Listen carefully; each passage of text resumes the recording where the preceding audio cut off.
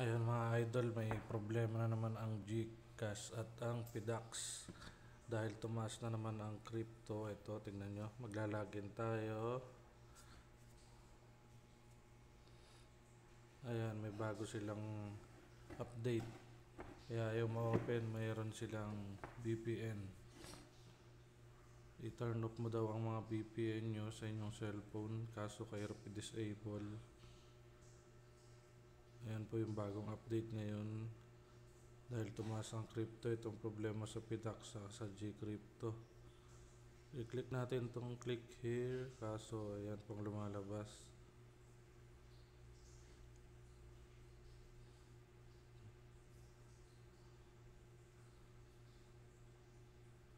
Wala man lang silang update kung paano gagawin.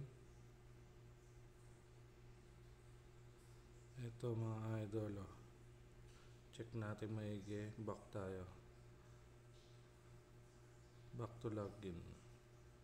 Wala na.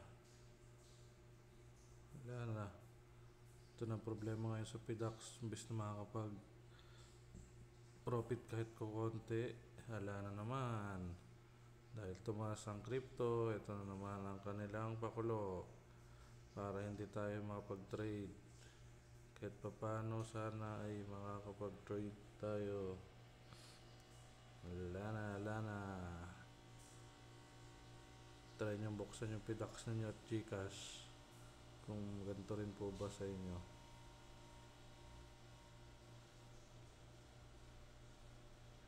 Wait na lang ulit natin bukas yung update.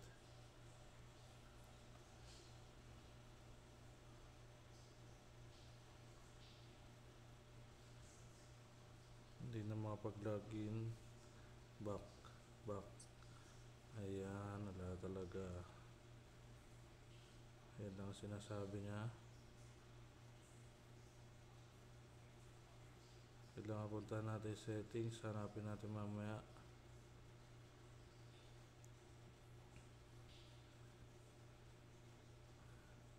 Ito ang problema sa PDAX pagka nagpo-profit ka na. Saka sa Gcrypto, ganito rin nangyari sa Gcrypto ko. Ayaw din mag-open, pares sila kasi supported by PDAX ang Gcrypto. Kaya kung ano yung update doon, ganyan din. Pero sa iba daw, yung coin.ph din, ganito rin. Pero hindi ganito na turn off the VPN. So pipindutin mo to, how to check, settings lang, make sure that there's no active proxy in your location, is accurate for more information. Ayan po ang problema ngayon ng PDAX mga idol. Check nyo po yung PDAX nyo kung ganito rin.